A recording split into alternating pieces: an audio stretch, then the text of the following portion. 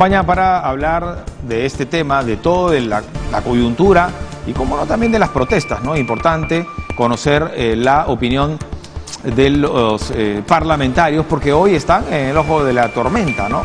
Hoy más que nunca se escucha en 9 regiones del país, según la Defensoría del Pueblo, esta arenga de que se vayan todos, ¿no? A raíz de la destitución del presidente Pedro Castillo y de lo que está pasando con su situación legal.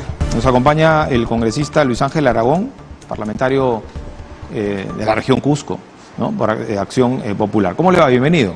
Gracias. Bueno, muchas gracias por la invitación y bueno, estamos en una coyuntura, sabemos, complicada, difícil a nivel nacional. Creo que es este momento de dialogar, de conversar, de tender esos puentes. Eso tiene que hacer la presidenta de la República, Dina Boluarte, tender esos puentes de diálogo, conversaciones transparentes con todas las fuerzas sociales, los sindicatos, los frentes de defensa, los sectores gremiales, los sectores empresariales, convocar al acuerdo nacional. Me parece que es importante, digamos, este momento para, obviamente, tranquilizar el país. No podemos cerrar los ojos a la realidad. Existe una demanda social sin duda fuerte, pero también es responsabilidad del Ejecutivo el extender. Y creo que está haciendo eso. Hay que estar hay gestos, observando, ¿no? Hay gestos. Lo está demostrando. Yo creo que sí. Ha apurado el paso de la conformación del gabinete, ¿no? Había cuenta de lo que está pasando con las protestas en el país, eso está bien. Ha recibido a todas las bancadas, bueno, a todas las que han querido asistir, porque hay algunas que no sé si no la reconocen o quieren ver más gestos antes de juntarse con ella. Y ha hablado del Acuerdo Nacional, ha hablado del Consejo de Estado, pero ciertamente, congresista, hay la sensación de que el tiempo apremia, ¿no? Que hay que apurar el paso y que esta tregua política no es una tregua, no va hacia alguna tregua social, al menos por ahora. Bueno, yo creo que es importante el hecho que haya conversado con todas las bancadas que han querido conversar con la presidenta. Es importante este diálogo. Invocar el Acuerdo Nacional, invocar el Consejo de Estado, que tenga que reunirse con más periodicidad, con más frecuencia. Nosotros hemos presentado un proyecto de ley, inclusive para que estas reuniones sean mensuales. No se ha aprobado todavía en la Comisión de Constitución, pero creo que es importante que el Consejo de Estado, todos los representantes de los poderes del Estado y de organismos constitucionales autónomos, tengamos que estar presentes y cerca de la realidad del país. Me parece que es importante el periodo de tregua que ha dicho el presidente, que ha pedido, ¿no es cierto?, ha manifestado 100 días de periodo de tregua. Por eso es importante ahora reunirse. Yo invocaría a todas las organizaciones gremiales, repito, sociales, sindicales, empresariales, que puedan conversar con la Presidenta de la República. Yo no soy defensor de la Presidenta no tiene un partido político, una bancada, pero creemos en la democracia en el país. Bueno, Alex Paredes, congresista del bloque magisterial, al menos ha señalado que considera él un buen currículum y experiencia el jefe del gabinete, ¿no? Pero Angulo. O sea, se van acercando, entiendo. Me parece importante que haya también ministros que mayormente no pertenezcan, bueno, todos, ninguno pertenece a un partido político, a una bancada, a un grupo parlamentario. Eso es fundamental. Y que la mayoría sean técnicos, personas que hayan tenido experiencia en el sector público o privado. Eso es fundamental, ¿no?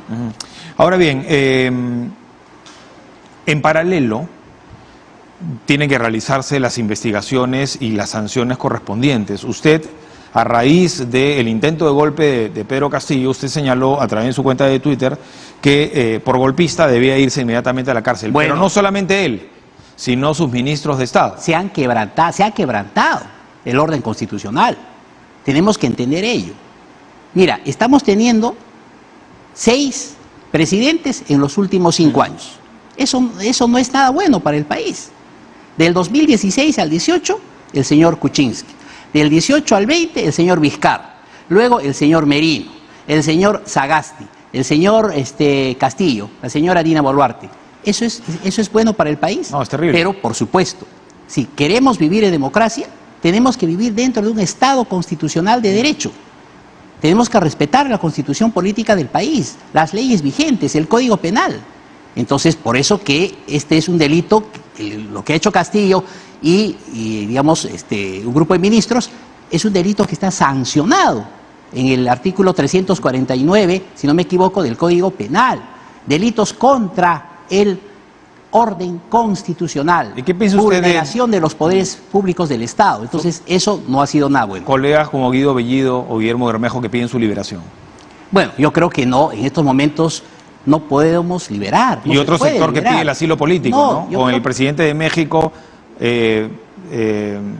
digamos, entrometiéndose en la soberanía. El presidente de México y el presidente de Colombia, principalmente, creo que tienen que preocuparse más por los asuntos y los problemas de su país. Ya se están metiendo demasiado en los asuntos públicos del Perú, en primer lugar. Ahí tiene que haber un pronunciamiento de la Cancillería, ahora que tenemos un ministro de Relaciones Exteriores y también de la Comisión de Relaciones Exteriores del Congreso, que entiendo lo va a hacer el día de mañana, el día lunes. Correcto. Pero, además, yo creo que... Las sanciones correspondientes.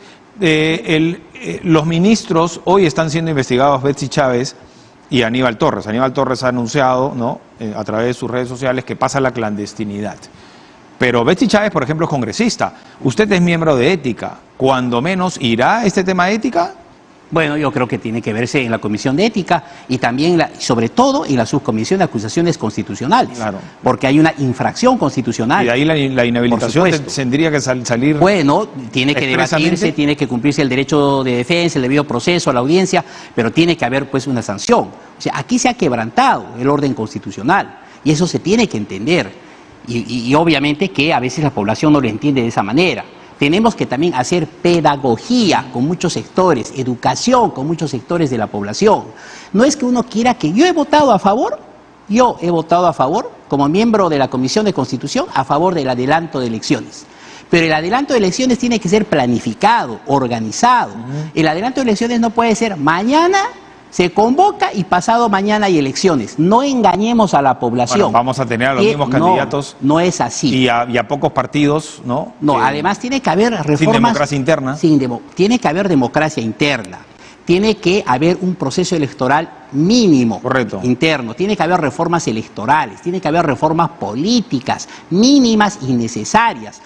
Si estamos saliendo de un grave problema, la crisis económica, la crisis política que ha originado el gobierno del señor Pedro Castillo, cuando convoquemos a un proceso de elecciones tenemos que estar mínimamente con reglas claras respecto a la meritocracia, respecto a, digamos, tener un mejor Estado, un mejor ambiente político, un mejor país en el momento en que se convoque a las elecciones. Bueno, y mejores cuadros también y nuevos partidos si no políticos. Va a ser más de lo mismo, más o peor, si se quiere. Entonces, ¿Acción Popular tiene alguna postura al respecto o todavía no? Es decir, cuando se le toma juramento a Dina Boluarte, ella lo primero que menciona, o lo segundo que dice es hasta el 26, que es lo que corresponde. Claro, ella no puede asumir, ¿no?, restablecer el Estado de Derecho, ¿no?, y en un orden constitucional decir, no, voy a convocar mañana. Eso tiene que conversarse.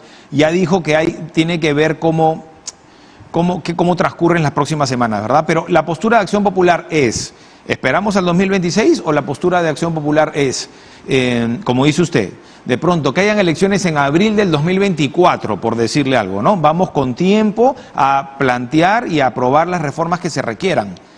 No existe a la fecha una postura todavía como partido político, no hay orgánica, como digamos, organización política, ni como bancada, como grupo parlamentario.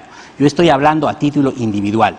El adelanto de elecciones sí, reitero, pero con reformas políticas, con reformas electorales estructurales, mínimas, si no va a ser más de lo mismo. ¿Qué tipo de reformas?, preguntan algunos.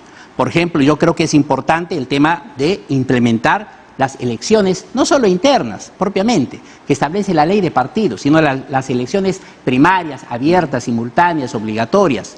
El tema también de la bicameralidad, que me parece que es fundamental.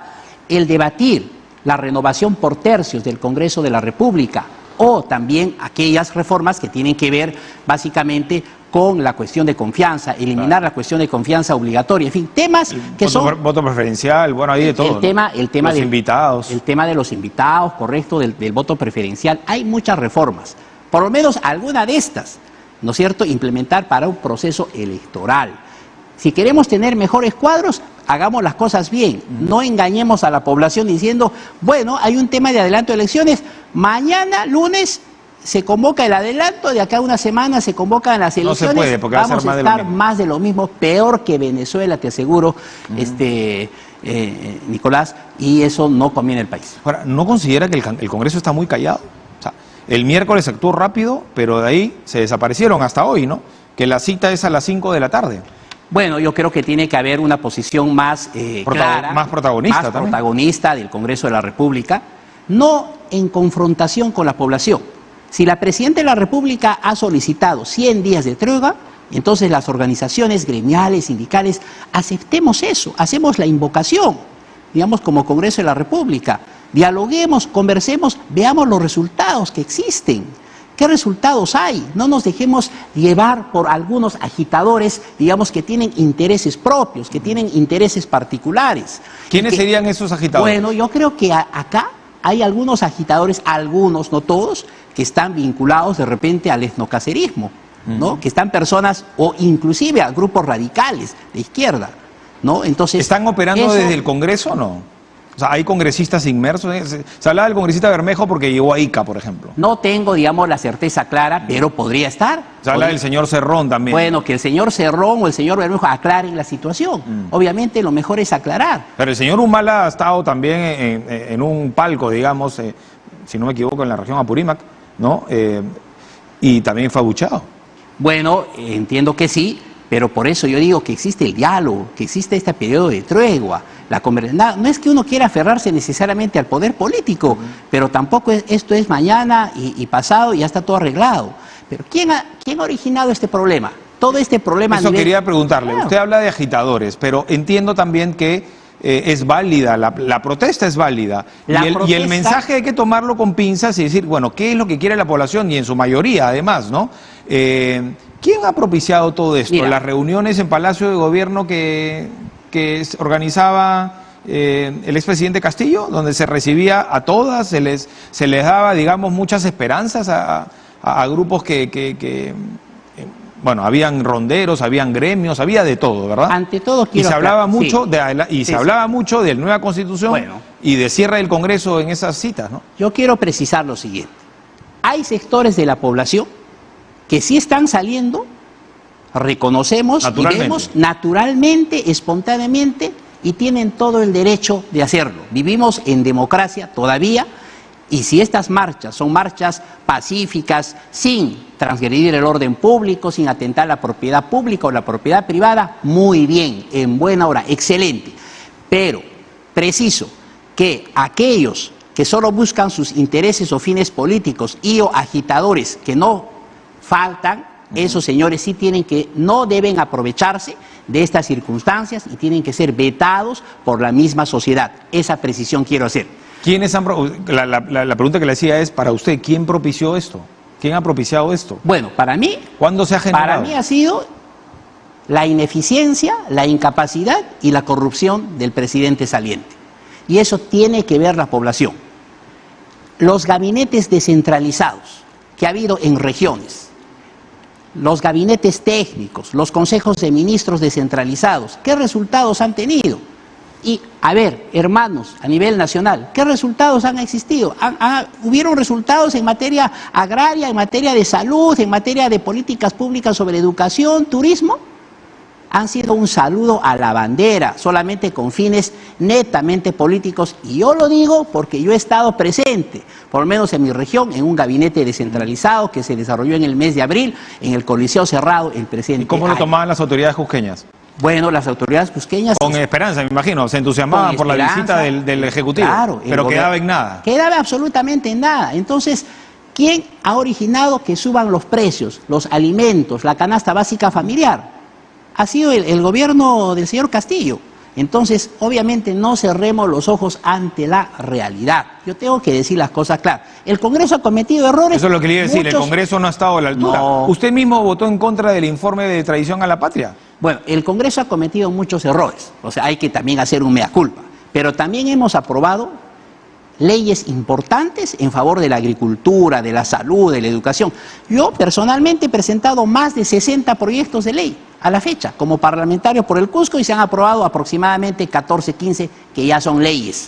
Entonces, bueno, estamos haciendo un trabajo importante, pero también han habido colegas inmersos en temas, digamos, de escándalos públicos, ¿no? Cada uno es responsable de sus propios actos. Yo sé que el tema, digamos, de colegas que están inmersos en problemas afecta a todo el Parlamento como institución, claro, pero también que se nos juzgue por el trabajo individual que cada uno de nosotros hemos realizado. Se está escuchando fuerte el cierre del Congreso. Bueno, antes de ese tema, me preguntaste sobre el tema de la traición. Sí he votado en contra de la traición a la patria en la subcomisión de acusaciones constitucionales porque creo que no ameritaba, digamos, una acusación por ese tema de traición a la patria y finalmente incluso el Tribunal Constitucional nos dio la razón, ¿no? Entonces... Pero lo mencioné primero porque, claro, usted es protagonista y votó en contra, pero segundo porque hay también la sensación de que el Congreso desde el día 1 torpedió la gestión de Pedro Castillo, ¿no? O sea, no vamos a justificar en absoluto el quiebre del orden constitucional, lo que pasó, porque un golpista tiene que ser sancionado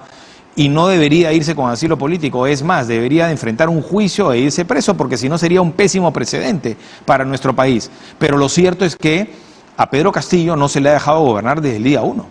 Se le ha presionado y eso deben de reconocerlo también desde el Parlamento. Hay algunas bancadas, hay algunos grupos parlamentarios que han estado con una agenda también propia. Hay que reconocer. Claro. Bueno, Acción Popular tendríamos que mencionar ahí también que hay dos grupos, ¿no? Acción Popular ha otorgado el voto de confianza al señor Bellido, a la señora Mirta Vázquez, al señor Aníbal Torres. Pero tiene congresistas cuestionados. Pero hemos votado en contra de las 2 mociones de vacancia. Pero ya no podemos estirar más el chicle. Ante estos temas de corrupción evidentes, flagrantes, que hay, las declaraciones testimoniales, colaboradores eficaces y más hechos y más medios probatorios que están siendo alcanzados al Ministerio Público, ya no se podía votar en contra de la vacancia. Eso entendamos. Este no es un tema, digamos... ¿Ustedes iban a votar a favor de la vacancia? Por supuesto. El miércoles en la tarde a las 3 estaban listos para votar a favor. Personalmente... ¿Todos? ¿El bloque? 12 congresistas de la bancada hemos firmado la moción de vacancia casi hace un mes atrás. Pero una cosa es la firma, usted sabe, ha pasado antes. Yo respondo por mí, yo he declarado en muchos medios de comunicación, faltando 10 días, 15 días, que sí iba a cumplir el compromiso de firmar y ser coherente con la votación. Ahora, en la línea de lo que usted dice, el presidente Castillo vulneró el Estado de Derecho y bueno, debe seguir un proceso judicial, pero también en el Congreso han habido errores y han habido malos elementos, ¿no? Acá no debe haber espíritu de cuerpo. ¿Va a pasar algo con estos congresistas? Básicamente me refiero también a los llamados niños de Acción Popular. Bueno, está el tema en la subcomisión de acusaciones constitucionales. No va a haber espíritu de cuerpo. No se ha puesto en agenda a la fecha. Pero tendría que ir de la mano con lo que ha pasado, lo que está pasando ahorita en el país. Si se tiene que sancionar a congresistas de mi bancada. O a exministros que son congresistas. O exministros que son congresistas. O cualquier otro parlamentario, no interesa el color político, se tiene que sancionar.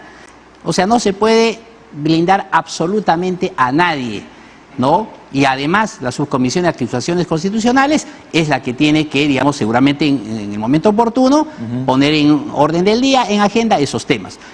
Mira, cuando el señor Fujimori dio el autogolpe el 5 de abril del año 92, el juicio terminó aproximadamente el año 2007, con una sentencia de la Corte Suprema de Justicia de la República, ¿no? Y ahí se condenó, ¿no? Entre 4 y 10 años. 10 años, ¿no?, de cárcel al señor Juan Briones Dávila, que era en ese momento ministro del Interior, como coautor mediato, ¿no?, por estos delitos contra, digamos, los poderes del Estado y el orden constitucional. Y los otros ministros, Hoi Wai, Víctor Hou Wai, Yoshiyama y otros más, les pusieron una condena de 4 años. Entonces, el Ministerio Público tiene que hacer su trabajo, tiene que hacer su tarea. Yo sé que hay ministros que han renunciado en ese momento, digamos, que ahora pues todos se lavan las manos. Yo no sabía, no me dijeron nada, etcétera. Pero que haga las investigaciones la Fiscalía de la Nación. Determinar responsabilidades. Pero también hay que quitarle la inmunidad, ¿no?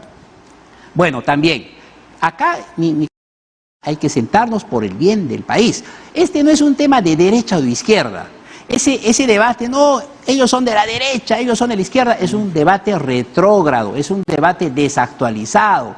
No podemos seguir con ese tema, es de derecha, la izquierda. No, acá tiene que ser un debate de propuestas, de ideas, de modelos económicos, de modelos políticos. ¿Qué reformas políticas le conviene al país? Ese tiene que ser el debate.